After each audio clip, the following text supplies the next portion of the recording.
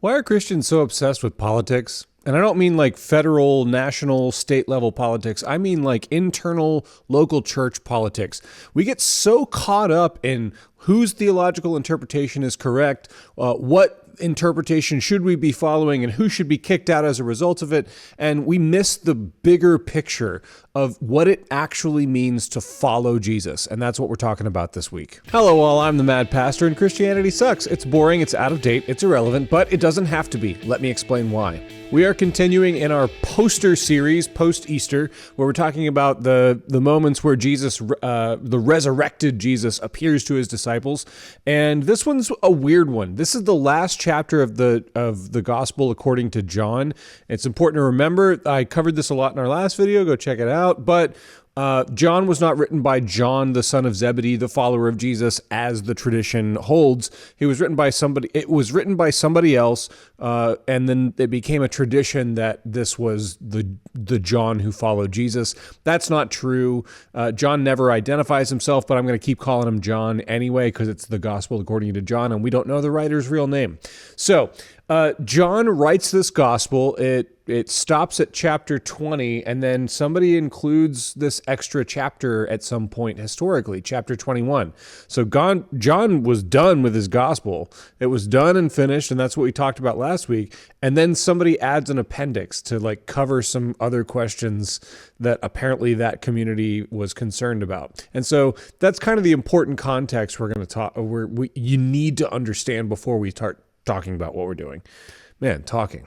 I'm not going to read the whole chapter because it's in this format, it's a little long, but it's not that long to read. It's just one chapter, so feel free to go read it. Basically what happens is after the Doubting Thomas story and after John finishes his gospel, then somebody says then Peter decided to go fishing, and he brought several of the 12 disciples, obviously not Judas, with him, and they're fishing and they're not really catching much. And then Jesus shows up on the shore and says, cast your net on the other side.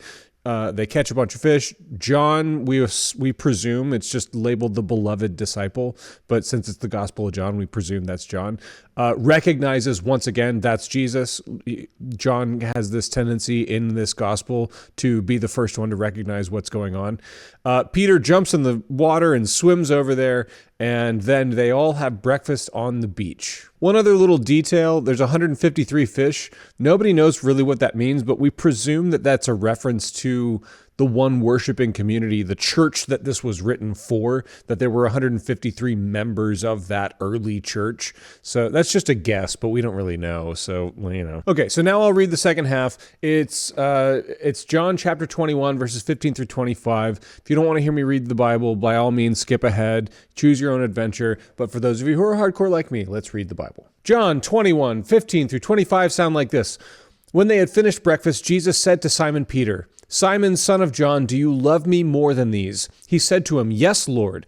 You know that I love you. Jesus said to him, Feed my lambs. A second time he said to him, Simon, son of John, do you love me? He said to him, Yes, Lord, you know that I love you. Jesus said to him, Tend my sheep. He said to him a third time, Simon, son of John, do you love me? Peter felt hurt because he said to him a third time, Do you love me? And he said to him, Lord, you know everything. You know that I love you. Jesus said to him, Feed my sheep. Very truly, I tell you, when you were younger, you used to fasten your own belt and go wherever you wished. But when you grow old, you will stretch out your hands, and someone else will fasten a belt around you and take you where you do not wish to go. He said this to indicate the kind of death by which he would glorify God. After this, he said to him, Follow me. Peter turned and saw the disciple whom Jesus loved following them. He was the one who had reclined next to Jesus at the supper and said, Lord, who is it that is going to betray you? When Peter saw him, he said to Jesus, Lord, what about him? Jesus said to him, If it is my will that he remain until I come, what is that to you? Follow me. So the rumor spread among the brothers and sisters that his disciple would not die. Yet Jesus did not say to him that he would not die, but if it is my will that he remain until I come, what is that to you? This is the disciple who is testifying to these things and has written them, and we know that his testimony is true. But there are also many other things that Jesus did. If every one of them were written down, I suppose that the world itself could not contain the books that would be written. So a less satisfying ending, I would say. Not a very good way to end when we already had a perfectly good ending in chapter 20. So why in the world does this exist? Why did somebody bother to write this? And why did they claim that they were the original writer? Well, stay tuned. A lot of this is kind of historical theory because we don't really know. What we know is what we've got in the text, and we presume that this was around Ephesus.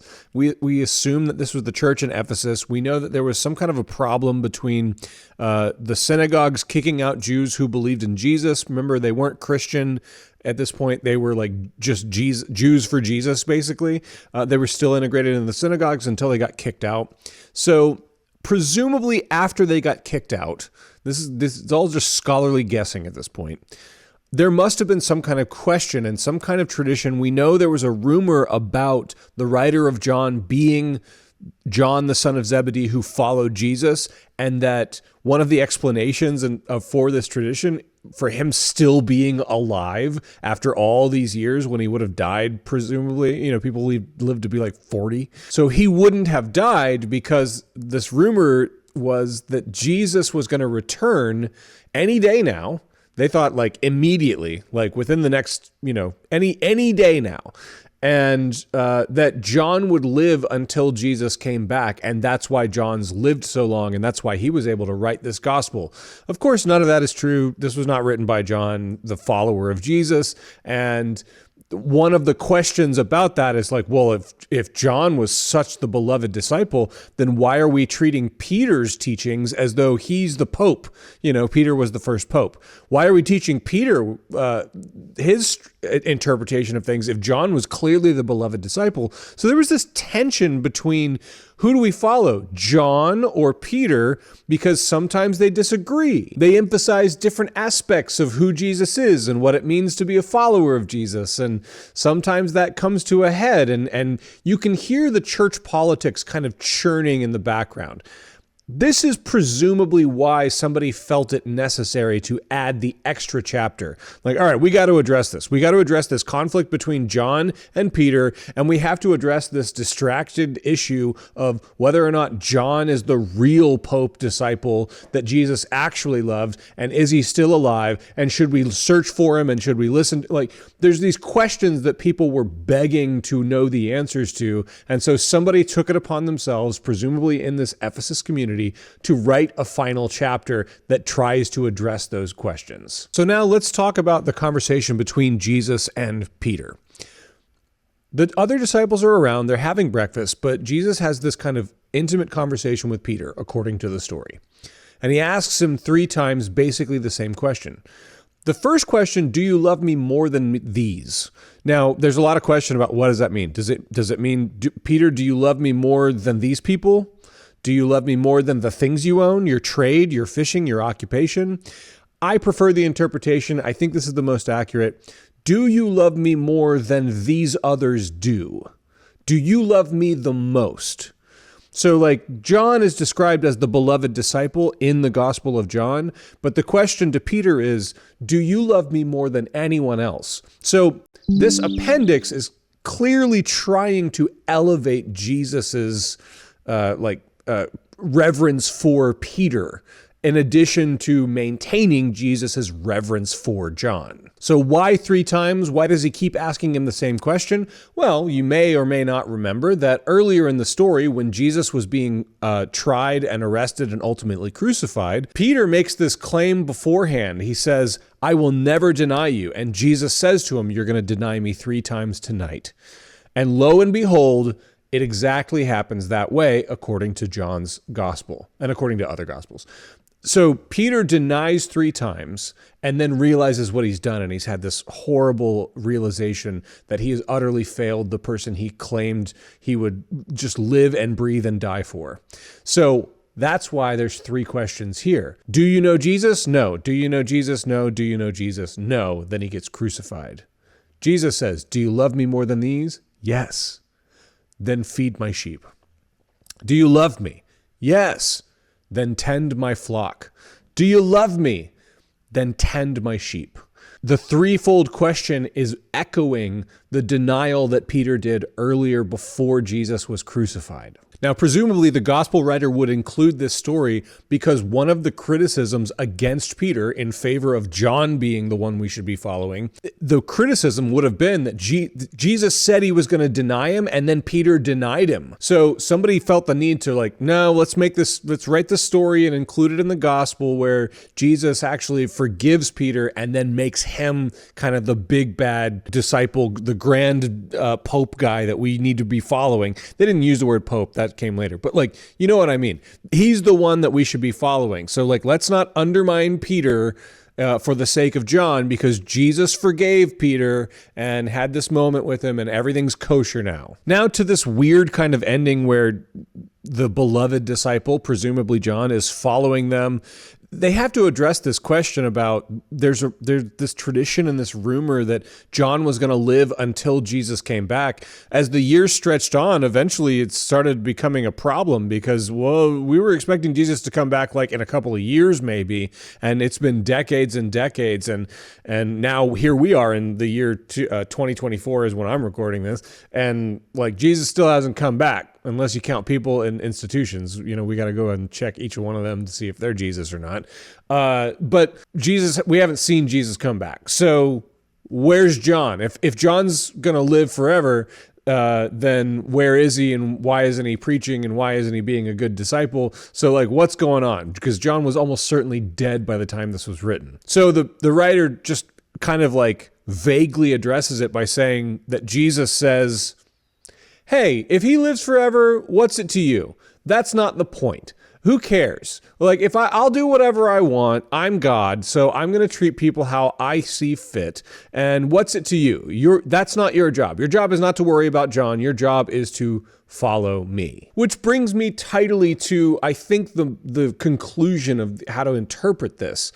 When people are up their butts about theological, mathematical, who's right, who's wrong, what plan should we choose, who should be in, who should be out, which is what the early church was doing, the gospel message comes to us. Jesus' answer to that is not to give a clear answer. His answer is to say, follow me.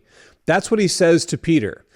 That's how he claimed all of his disciples. Rabbis would go to people and say, follow me. And follow me means literally follow me, do what I do, say what I say, be like me, learn to do what I do. Learn to think like me, learn to treat others like me, learn to act like me. That's what follow me means. And when the question comes, do you love me?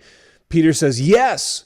And Jesus' response to the yes is, then feed my sheep, tend to my flock.